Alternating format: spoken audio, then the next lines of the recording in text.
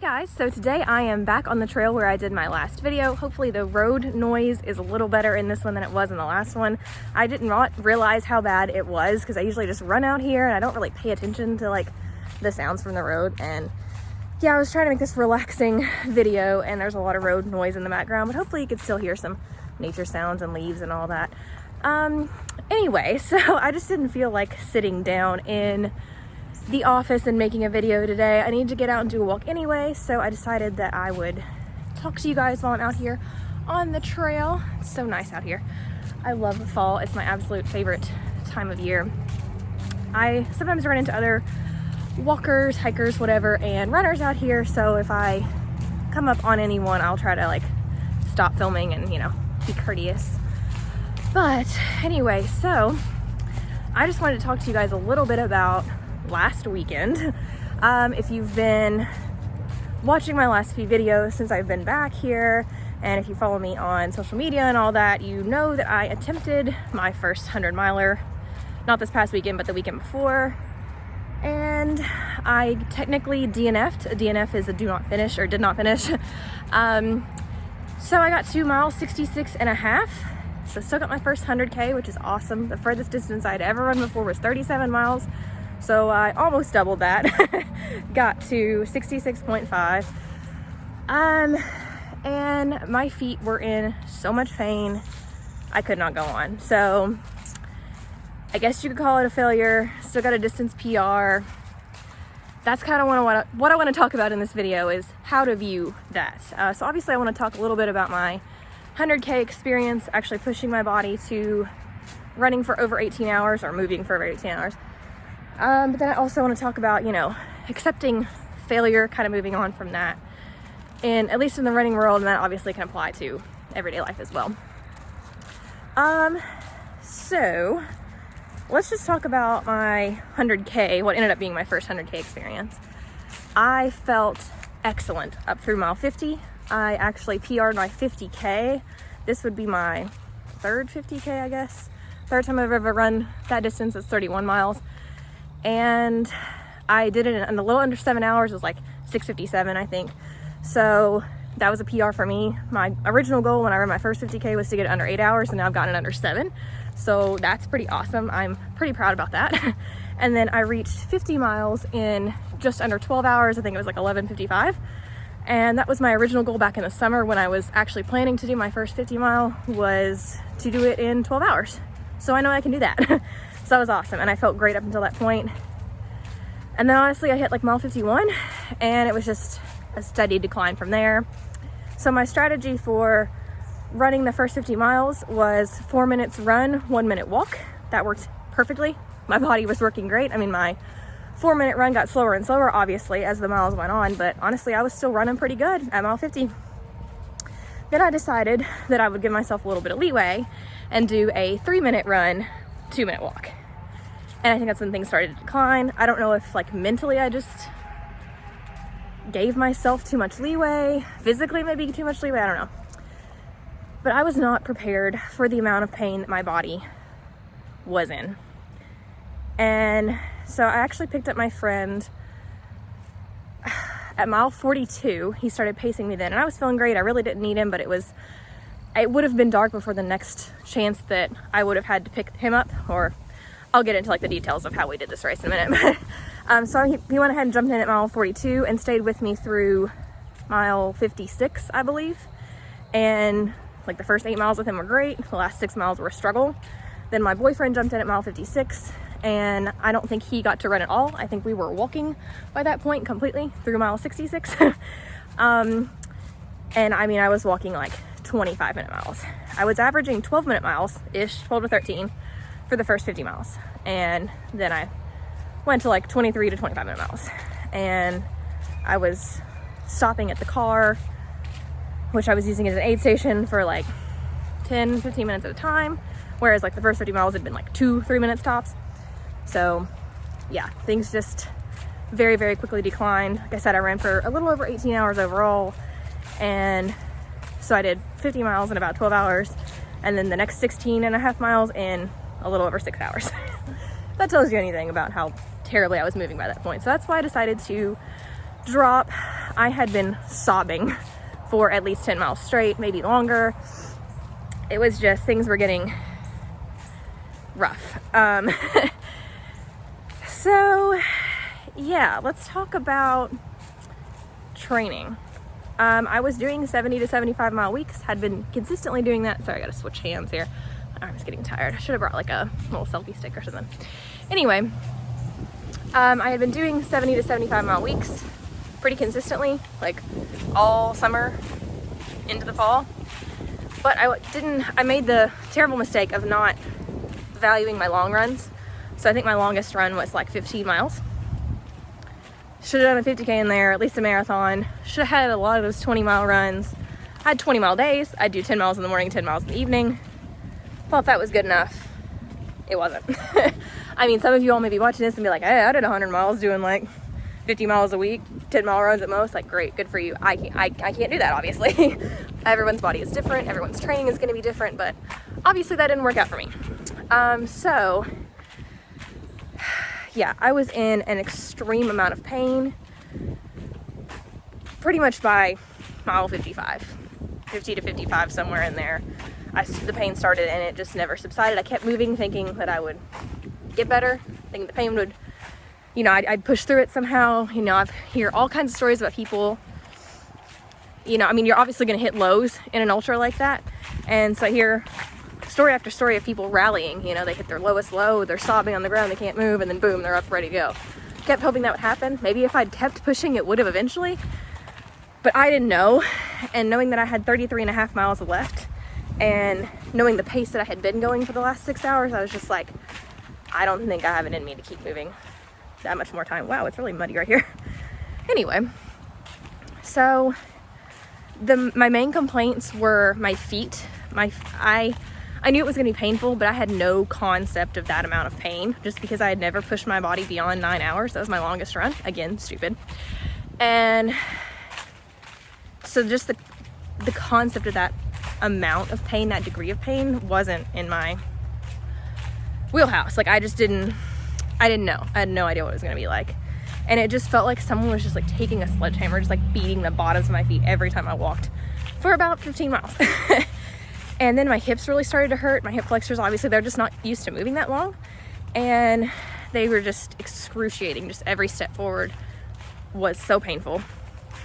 And then it started to spit a little bit of rain. It had been so windy all day, so I felt like I was just kind of fighting against that. And then it started to just like spit rain at like 2 a.m. And I was like, I'm done. I'm done. Mentally, physically, I was done. So besides the major training mistakes, whatever, that I made of not doing the long runs, here's the other major mistake that I guess you could call it a mistake. I don't know. It was a learning training run for all of us. So I had been planning on doing the Hennepin 100-miler at the beginning of October due to the current situation that we're in globally. That was obviously canceled. And they took it virtual. And you had anywhere from like the beginning of August through the end of November to complete the virtual race. And by that point, I'd been training for another race that I thought was going to get to happen in mid-November that also got canceled. So my training was a little off by then. And so I decided I wanted to do it virtually. We just had to pick a good weekend. So my boyfriend and my best running partner, whatever you want to call him, the three of us, you know, just picked a weekend that worked for us, which happened to be the third weekend in October. So a couple weeks after the race would have been. And we just decided, let's take a trip to start in Sterling, Illinois, ended in Kelowna, Illinois, right next to the Iowa border, which is really cool. And we were like, let's just take the trip. They pulled up the aid station map. They drove my boyfriend's Jeep to where the aid station, like the coordinates would have been. They met me there. They were on top of it. They were absolutely the perfect crew and pacers. Could not have asked for better. But the thing was, I was obviously alone for 42 miles. Then my friend jumped in and then switched out with my boyfriend at mile 56. So I wasn't at least completely alone in the dark. But the thing was, even though I was with one person, I wasn't seeing people all day like you would in a race. Getting to the aid station that they made it was just still just the two of them. I didn't have like that camaraderie, the morale of like passing other runners, seeing other runners all day. There were a couple of bikers and a couple of hikers out on the trail early Saturday morning, but even by Saturday afternoon, like I wasn't seeing people anymore. Saturday night, obviously no one. Sunday morning in the wee hours, obviously no one. And I didn't realize that that would matter. Maybe that was really naive of me, but I thought that, you know, I'd just go run a virtual race and it'd be the same as running a real 100. It's not. So in hindsight, like, all of my running partners or running crew, whatever, was telling me, like, that's really gutsy to go out and try a 100-miler virtual. And I was like, really? I didn't know. So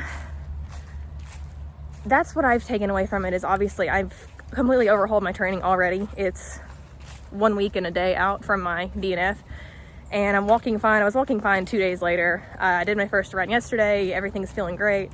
Just walking today just to take it easy. I don't want to push things too fast, but I've already completely overhauled my training. Sorry I'm sniffly. The fall, the cool air always gets to me. Obviously being out here in all these leaves, like, it's gonna get to me, but I'm not actually sick, it's just allergies in Kentucky. So completely overhauled the training, doing a lot more strength training. I did my first triathlon a week before. I don't think that had any effect on the race itself. I don't regret that. I don't think that that was like the reason why I didn't finish. Look at this creek, how pretty this is. You can't really see it from here, but you can kind of hear it maybe. But my training was, obviously I was focused on swimming and biking as well while I was doing 75-mile weeks. Ideally that just made me stronger. However, it's not the same as time on feet. So, you know, lessons learned, hindsight. Look, there's this cat on this tree. Someone like spray painted a cat. How funny. Anyway, but so I'm focused now on, obviously, high mileage, long runs, and I am going to be, I've already started, but I'm going to continue doing resistance band training every night, strengthening my feet. That was the biggest thing that sort of I guess you might call him a coach. He's sort of the head of our running club. He is a super experienced ultra runner, like pretty much a pro. And he was like, you've really got to strengthen your feet. So I bought limbs, I'm getting correct toes, already running like ultras and topos, but now I'm just going to stay in those minimalistic wide toe box, sort of zero drop, low drop shoes. Topos are low drop, ultras are zero drop. So I kind of flip back and forth between the two because I have some Achilles issues, but I also have some bunion issues on the other foot. So I've been tampering with, you know, wide toe box, low drop shoes anyway, but now I'm only going to stick in them and, you know, just working on strengthening my feet, even outside of running. So yeah, I'm doing my toe yoga and all these strengthening exercises to really strengthen my feet and get my balance in check and hopefully go out next time as a stronger runner. So, and like mile 64 or so, I was saying to my boyfriend, I am never doing this again, because I was telling him, I was like, I don't want to quit. This is my once in a lifetime shot. I don't want to quit.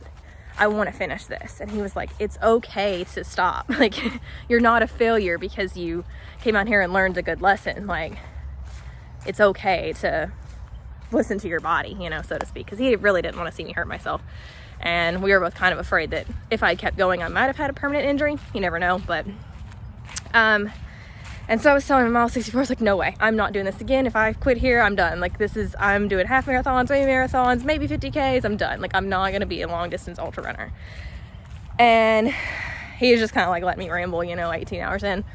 And then by the time I got to the car, we got everything heated up and I had stopped my watch, officially decided to quit. Sorry, I thought I like heard someone cough or something. Again, I'm trying to like be courteous and not film anyone else accidentally.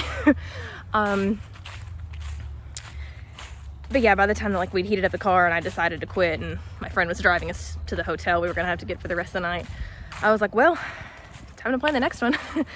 So I am looking at a race in March. If it actually gets to happen, it would be starting in Tennessee, running through Lookout Mountain and I think it's Cloudland Canyon in Georgia.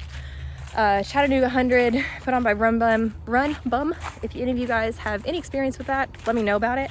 Looking at it, looks like it'd be an awesome first 100. So let me just tell you, when we actually did run the virtual course, or like the race virtually at the real course. So I ran along the Hennepin Canal. Absolutely gorgeous. Like, one of the most beautiful places I've ever been. Completely flat. Like 1,000 feet of elevation for the entire 100. And that, I think, was just like when you had to cross the road, you kind of had to climb up a little bit onto the road and then back down onto the trail. that was where the elevation came from. The actual trail was as flat as could be. And I realized that my body needs a little bit of change here and there. So Chattanooga has less than 10,000 feet, it said. So it'd be about like 100 feet per mile versus like 10 feet per mile. And I realized I think my body needs a little bit of that up and down change. Not like huge climbs. I mean, maybe one day if I get experienced enough, sure. But for now, I think just a little bit of elevation change here and there will be good for those muscles. So that's what I'm looking at. Obviously looking at doing a 50K and a 50 miler between now and then. And yeah, I think I'm like 130 something days away because I'm a countdown kind of person. That's who I am. So that kind of goes back to, I guess, like dealing with the DNF. How are you going to deal with it? Do you want to quit? Is this really the end for you? Do you really want to be done? Or do you want to keep going? Do you want to try again? And I ultimately decided I want to try again. I don't want to give up. This 100 miler is a goal that I absolutely need. It's not just something that like, oh, everyone else in the group is doing it, so I'll do it too. It's something that I've discovered now. I 1000% want for me. And I know it's the goal now. So that's gonna be my main focus for the winter. I was kind of looking forward to resting a little bit over the winter, but took last week off. Did my first run yesterday, and taking this week pretty easy too. I'll just run a couple times probably. And then kind of taking the next couple weeks to kind of get back up to a good base. And then my training plan starts November 16th. So I have a plan, guys. And it involves a totally different runner, a totally different person. I realized I've got to really change my mind. That was the main thing that got me in the middle of the night. Obviously, I was out there pretty much alone. I had the encouragement of my friends, but my boyfriend, not just my friend, but two of the people that are closest to me. And people that love me with all their heart and want the best for me. But sometimes that can be hard to be a little hard on your partner and even a best friend that you respect. Sometimes you need somebody who can just be like, oh, the bug just hit me. Somebody who can just be like, get back out there, get at it. Like, you got to do it. And both of them were kind of just maybe a little too nice to me, which I told them I needed. I told them I didn't want to be yelled at, but maybe I do need it. Who knows? But anyway, I've got to change my mindset. Stop focusing on the negative things and focus on the positive, not just in running, but in life. And that'll really transform things for me, I think. So I believe I've said all I wanted to say about this. I'm sure I'm going to forget something that I wanted to bring up. And sorry if this camera angle is weird. I hope that you guys don't mind these little conversational videos like this. Especially in this weather, I'd much rather be out talking to you guys, just like we're taking a hike together, rather than just like sitting in a room. So we'll see if I continue doing stuff like this. You guys obviously let me know whether you prefer this or like my formal setup. But yeah, so I ran my first 100K, which is 62 miles. I ended up doing 66 and a half, but I basically am just like, hey, I did my first 100K. And it's just the next stepping stone on to the next thing. Realistically jumping for 50K or 60K, I guess, to 100 miles, which is a little over 160K. That might have been pretty stupid. Most people obviously do 50 milers, 100Ks, at least one or two before they jump to 100 miles. So now I've done that, and I feel like I'm going to really buckle down this winter training season and be a totally different, improved runner come spring. So yeah, I hope you guys are having a fantastic day as always. Sorry, I'm getting sniffly again. I hope you're having a great week, great fall. You have a fantastic Halloween. I'm so excited that it's finally Halloween week. Hopefully the pandemic doesn't, completely destroy the spirit of the holiday for all of us. But yeah, hope you guys enjoyed this little walk we got to go on today. And I will see you guys in my next video. Bye, everyone.